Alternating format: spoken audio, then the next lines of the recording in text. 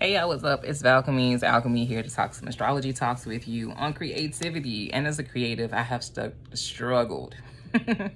I'm even struggling to say it, honey. I have struggled with this aspect of perfectionism.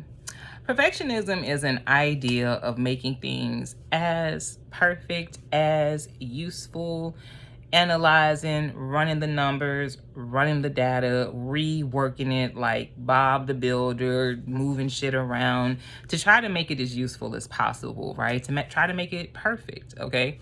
That's the ideal of perfectionism. And it's something about that every creative person gets drawn into.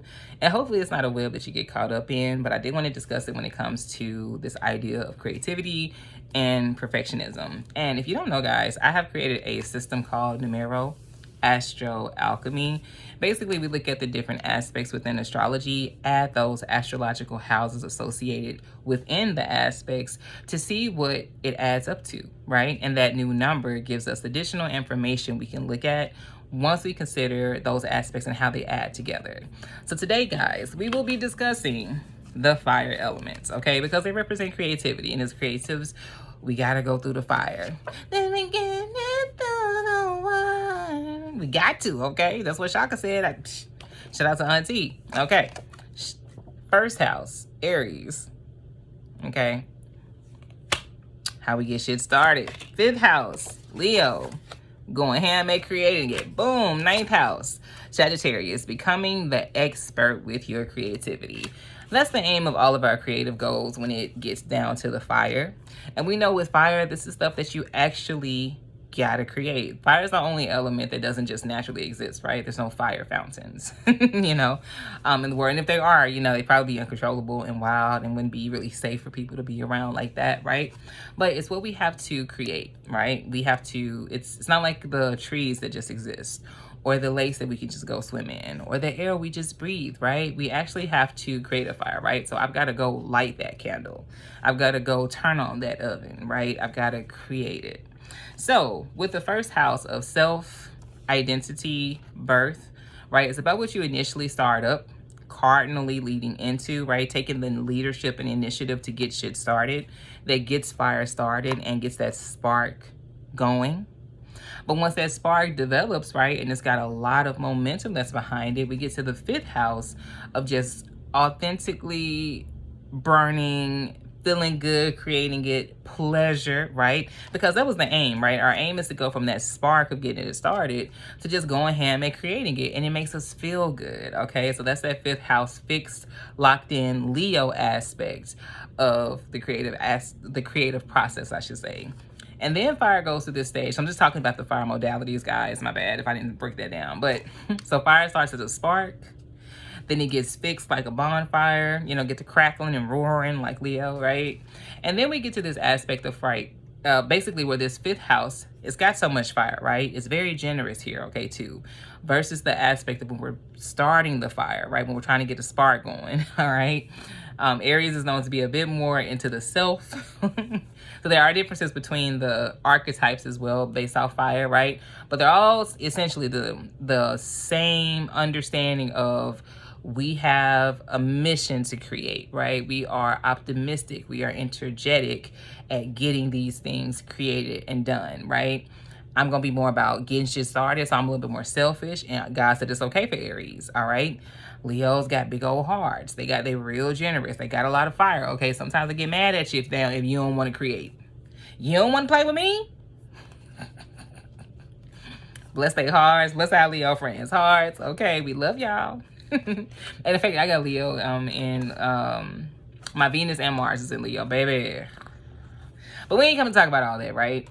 Just understand that those aspects and the way we process fire, or when we're going in like in a creative process, right? We might be a bit more selfish at the beginning with our idea. I don't want everybody knowing what I'm doing. You know what I mean? That's a very Aries aspect. I want to kind of protect it in a way. Versus when I kind of got it, really going and people shining and everybody know I'm the mofo that got it lit. Oh yeah, you cool. Everybody know I did it anyway. So if you copying, it's just going to look like flattery, right? Versus theft. Okay. But that's the fifth house aspect, right? It's that big, bold fire. Then we get to the ninth house aspect of fire, where we get to be a bit more logical and wise and understanding how this creative process will work in the world, right? Worldly experiences from our creative process, and ultimately seeing how far our creativity can go. That's the ninth house of philosophy, worldly travel, long distance travel, right? That's that X marks the spot that we always try to get to as a creative. That's ultimately the finish line, right? We get it into existence, basically, right? Now it exists in the world, okay? And now you got the experience of what it took, okay? This is why Jupiter is so ready to give you some gifts and some rewards for the things that you have created, okay? It took you the courage to get started. It took you the commitment, right, to stay down with it, right? And then it took you bringing it into the world. And God's like, yo, you experienced this, you created this. I can at least bless you with the gift of saying, hey, you can go out and do this shit again. In fact, shout out to Jay-Z. This is one of those old reads from the 2000s, but I loved it. I loved it when Jay and Dame was in that beef, and Dame was like, I made you, nigga. And Jay was like, okay, so make another one. Just some classic fucking Sagittarius shit, bitch. Because if you that cold, if you made this, okay, well, you should have a factory. You should be lined up. It should be a Jay-Z on your motherfucking label coming out in motherfucking 3 months. Since you making niggas, right? It's just that Sagittarius. It's the Sagittarius read that I like about that, right? Very frank, very I know what I know.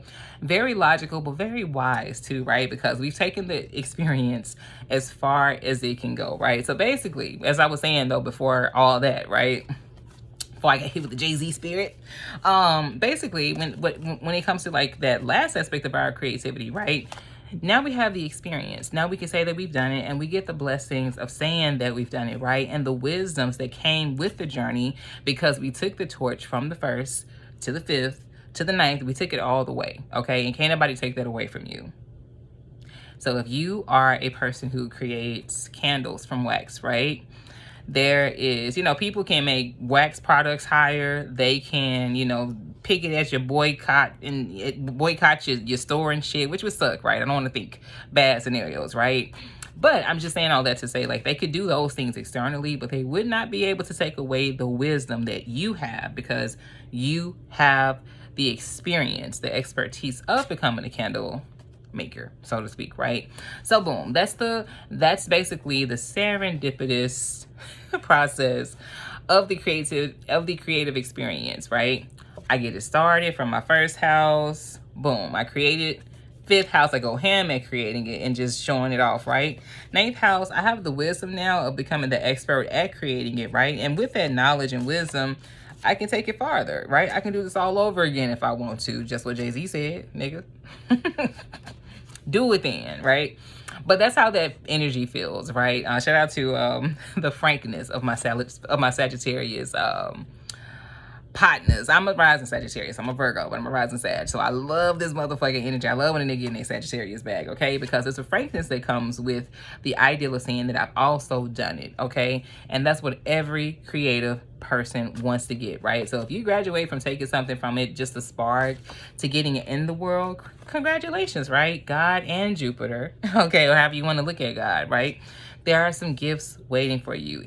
Even if it's just to say, I've done it. I went through the process. I've experienced. I can even tell somebody my expertise at it because I actually went through it, right? And that's what fire represents. Now, let me get to the alchemy, okay? Because a lot of us kind of understood that. I imagine I'm going to have a lot of astrologers on this channel because of the kind of shit that I'm into. But I want to talk about numerical astro alchemy in this case, right? Now, when it comes to the alchemy of our 1st house of self, identity, birth, right? Our 1st house. When we take that 1, right, and we add it with the 5th house of creativity, feel good, pleasures, the 5, and then we add that with the 9, right? The education, philosophy, adventure, traveling the distance in the outside world, which is the 9th house, right? So once we take 1 plus 5 plus 9, that's going to break down to 15, or add up. I shouldn't say break down. It adds up to 15, okay? So as an astrologer and being into the numerology of that lets me know that there's something very significant about self-expression, right? Because the 1st house is the self, right? The 5th house is creativity, authentic expression. with the sun being here as well. I don't know if I mentioned the planet here with the 5th house, but it is the sun, okay? The sun is the sun is amazing because it is a generator, right? It authentically generates and grows whatever you put up under it, whether it's a seed or a weed, it's going to grow it, okay? The sun is also white. It looks like it's yellow because it refracts the color from the earth, if I'm explaining that right, okay? But basically it's white. We see that in the rainbows because as that light bends and the moisture that's left in the atmosphere, rainbows will appear. And the only way that we get the color white is with all the colors of the rainbow come together and dance, all right? So we can see that as an example.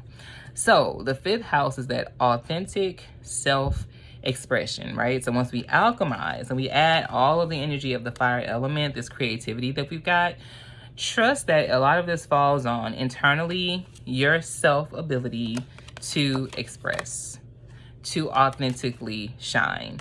And a lot of times if we do that when it comes to creativity, we enjoy that. I'm just telling you as an audience, right? This is one of those reasons why audiences love authentic moments. They love it when a person or individual is cut self as well, like myself, or is another individual outside of them, myself, right? We love it when individuals express themselves, okay? It ain't nothing like it. Oh, look at them cutting up, right? We love that shit, okay? We even enjoy it even when a person's doing things naughty, you know? Nothing like a good old spicy criminal, smooth criminal that you got hit by, right? You know, it's true, right? Because when it comes to creativity, it's not necessarily a moral clause in any of this shit, right? Although, you know, be wise. You know, 9th house does give us the wisdom of understanding that, hey, this creative shit gonna get into this world, right? Or if we take it far enough, it'll get into this world, right? So be wise out here. Don't be creating bullshit problems and stuff like that for people. But at the same time, when there's some smoke in the city, when we see some shit about to get lit, when people really about to get active out here, there's a reason why as individuals, because people are expressing themselves authentically, it's entertaining. Oh, also the 5th house very much has to do with entertainment, okay? What we generate, what we focus on, that intense focus of what makes us feel good and what we're focused on and creating, that's basically entertainment, right? I myself, as a creative, I'm birthing things that I am entertained by, what makes me feel good, what gives me pleasure, right? So that's that entertainment aspect. So yes, 1 + 5 + 9 make 15. So there's something very much self-motivated, vested in when it comes to expression, authentic expression, that naturally is glorified when it comes to creativity, okay? And if you're on the right side of things, you're creating good seeds for people. You're probably, you know, using your wisdom at the tail end of this because you know it's going to go into the outside world. And then there are others who are just creating havoc and problems for people, a little reckless out here, because that's the other side of what Sagittarius energy looks like, right? You're either going to look wise for the creative things that you offer to the world or very reckless and dumb. Okay. Circumstance don't always have pity for fools, but then again, circumstances can also support a fool's journey, right? It just really depends on how it goes. 9th house is mutable fire, so it lets you know too in the end this shit can go either way with what we create, right? And as a creative, we know that. But if we can count on, again with the alchemy, if we can count on ourselves, 1st house, our 5th house, our authentic expression, we can trust at least that this came from a place of me authentically expressing it. It makes me feel good. Now, we need to reduce this though, because 15 isn't on the astrology wheel, right? So once we reduce 1 + 5, we get to 6. So the true alchemy of the fire energy is in the mutable earth element of Virgo, perfectionist, picky. It's got to be perfect. Did you analyze this? I don't know if this is gonna work as, okay? And this is why as creatives, we can spend all this motherfucking energy creating it, adding to it, showing it off, working on it, you know, going ham at creating it, and then get to the end with Virgo ass and be like, bumbaglot, you know, just mad because it ain't working. It's not useful. It's not ready. It's not perfect, okay? But there is the gift of discernment with creativity, because we got Virgo here with Okay, the added benefit of Mercury, all right? Mercury is very logical. It's very curious, right? So it allows us as creatives also to kind of get in our curiosity bag as well, right? Well, if this isn't working, what could work, okay? Sometimes we know it doesn't work, right? We're like, nah, this isn't quite perfect yet. This isn't quite the right sound. This isn't going to be useful to the overall goal, which is what the sixth house represents, right? Useful to the world, okay? So once we alchemize our creativity, if it's not useful, right? Let me maybe go to the drawing bag again with this mutable energy that can go either way, back and forth. And as I was saying though, I love to see engineers and they like zone when they're doing their thing, when they're making the beats and stuff, and then they're like on the soundboard and they're listening to every sound, trying to find the perfect one, right? That's a great way to alchemize when it comes to the perfectionist energy. Now, what I've also seen and experienced as a creative is being in your creative bag, working on it, coming up with something, and really, you know, doing the wisdom thing, okay? Seeing how far you could take it and becoming enlightened along the process of what your creative efforts were used for, okay? Just to, at the end of it, once it all adds up, get hit with this like Virgo energy of saying, oh, it's not good enough. It's not perfect enough. Try it again. I don't know. Nope. And that can sometimes happen, right? Because perfection can be an idea, right? Is it perfect yet? And if it's not perfect yet, I may not want it to be seen. Fire elements represents creativity, right? But fire also represents being seen, okay? We oftentimes want to be seen for our creative works, but do you want somebody to see it if it's not perfect? You know, so, and this is the plight that we have, right? This is why we be tussling. This is why you be going back and forth in your head, in your mind, with your creative group, okay? It's not right yet. This could work. I need to put this in here, but then I'm going to take this out. But what if we, and then you sometimes can screw up the whole damn creative project, and then you just like, oh my gosh, I done overworked it, now it's a mess, right? It's not something that you want to overthink, right, when it comes to perfectionism, but it is something that you have to consider when it comes to perfectionism, because this is what the alchemy shows. And this is just why we as creatives get in this space, you know, blame God. I didn't say it. Blame. No, don't blame God. Work with God, okay? Work with your creative sensibility so that you know the things that you create will and can be useful to the world, right? And if there's something in your spirit that says, hey, let's rework this again, I think we can make it a little bit better. I think we can make this more practical. I think this can be used, but in another way, and you can tweak it and modify it, because this is, you know, Virgo is practical, okay? So perfectionism does sound like it's perfect, but it's also very practical, right? Would it be perfect? It's not a perfect cake if the motherfucker's still jiggly. If it ain't supposed to be a jiggly cake. Shout out to the Japanese, because they make those jiggly cakes. I be watching the jiggly cakes on the shorts and shit. They look really yummy, okay? But if pound cake, for instance, ain't supposed to be jiggly. So there's no need, if I've created a pound cake and it came out the oven and it ain't really pounding like that, maybe it'd be more useful, okay, to revisit in retrograde. Shout out to Mercury. Okay, Mercury retrogrades the most, okay? So sometimes we are going to retrograde in our creative process so we can make it perfect, okay? That's fine, all right? What's not fine, though, is having creative gifts, attributes, talents that you can show off and that can be seen in the world and just saying, yo, this ain't perfect. You saw how I said that one line. I could have said that different, right? Why are you nitpicking? Why are you doing that to yourself, right? You're probably doing it because Virgo's energy is in the building, right? But it hasn't been formulated to a point that's really here to support the overall energy. Again, this is the alchemy of when you add these energies, right? It's not it shouldn't be what hinders you or stops you from the creative journey, right? It should be something that adds to it, right? So add it, integrate it in, right? Let that perfectionist mindset of trying to take your creative endeavors, right? Let that be supportive to you so that you can make it useful, so that you can make it more practical, so that you can make it efficient, right? All the things that Virgo wants to do, right? Because Virgo wants to support you, okay? It do come in to support you. I like to say Virgo comes in to support life, but if you ain't careful, if you're not careful, you will leave on life support fucking around with Virgo, okay? And we don't want our creative gifts to be on life support, okay? We don't want to come in with all this fire and enthusiasm and like, yeah, we ready. I got you. Don't want to come in like that just to be like, whoo. battery on 10% because you've overthought and exhausted yourself or overworked it. And then it doesn't feel as authentic to the creative essence that you were trying to showcase off in the first place, right? So this is alchemy, all right? We're trying to integrate these energies so that they are working for our highest good. So again, and I'm a Virgo, so I can say, hey, my shirt say Virgo. You see that? Representing.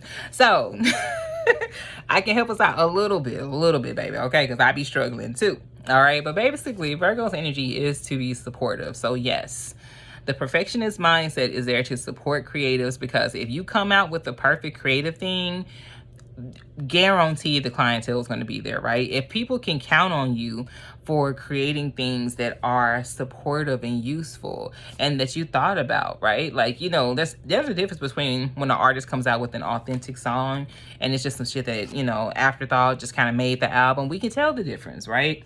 So if we can use, though, this Virgo power, this energy to alchemize things, to make it useful, to be supportive to the overall goal, then our creativity is going to be able to be taken as far as Jupiter, right? As far as the gifts and benefits and blessings will take us for getting to the threshold and crossing the spot of creating this and making this creativity, putting it out there in the world, right? So yeah, that's my take on the perfectionism, this analysis paralysis that sometimes creativity puts us in, okay? Astrology does have a lot to say about it. So if you appreciate conversations like this, y'all, I'm having them all the time, at least for the next 30 days, okay? I made a commitment to come over here on my channel and post consistently about the things that I've come, about the awareness, basically, and the knowledge that I have about this new system that I'm developing. So with that being said, though, I think that's all I have on the conversation. I don't want to ramble too much, but I do want to thank you for your time. Thank you for your patience. I am a little itty bitty baby channel that's over here trying to grow. So guerrilla style for a minute, but the more I do this creative thing and I get in my creative bag, the more perfect it will become, okay? But I'm not going to let the fact stop me I'm not going to let the fact that it's not perfect stop me, okay? I'm going to let it shine. All right, so that's it. That's all, y'all. I'm Alchemy, and I'm out. Take care. Bye.